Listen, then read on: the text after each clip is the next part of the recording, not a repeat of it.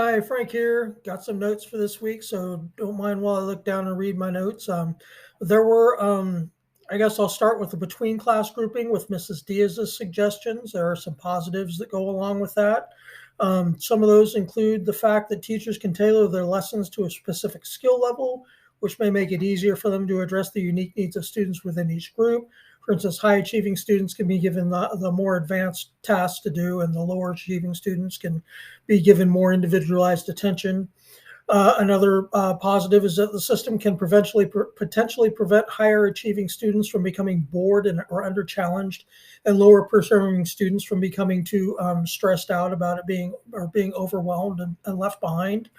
A third thing to look at for positives is students with similar academic backgrounds can support one another in their learning. That can foster collaboration and shared understanding.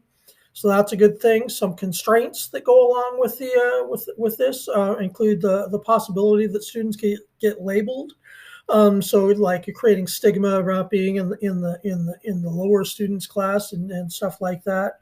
By placing students into tracks, they might be deprived the opportunity to be in diverse situations. So diversity could be an issue. If they're all in the same level, they may be missing out on diverse perspectives.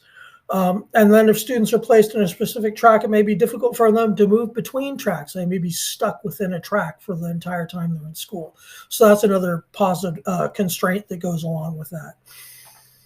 And looking at within class grouping, which was Mr. Yang's perspective, students interact with peers of varying abilities, fostering understanding, appreciation for diversity, and empathy, so they can get that diverse input there. Students can adjust group dynamics based on different activities or subjects, providing students with varied experiences and learning partners, so they can adjust based on the assignment. That's a good thing. And also avoids labeling, so students will be moving in and out of different groups so they don't get stuck in that one labeled group or feel trapped in a particular track.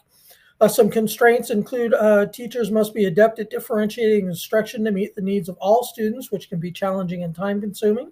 It's hard to make sure everybody gets exactly what they need. Potential for disengagement. Higher achieving students might become bored and disengaged. They're not getting enough, input. It's not challenging enough for them. And then the lower students might be too challenged, and they get frustrated. Let's see, in my next page of notes, time management issues. It could be challenging for teachers to manage a class where students are working at vastly different levels. So that's another challenge that could be faced by doing that.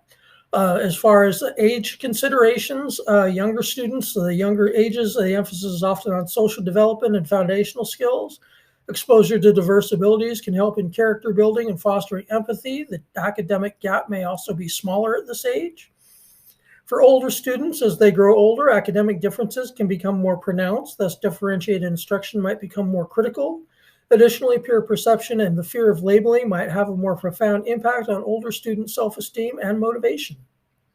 So those were the notes that I had for, the different questions that were posed in this for this discussion post. I can say that, right? Discussion post, sure. Anyway, so that's what I have for this week. Hope to hear from you guys soon. Have a wonderful week. Hope to see you in class tonight, and take care. Bye.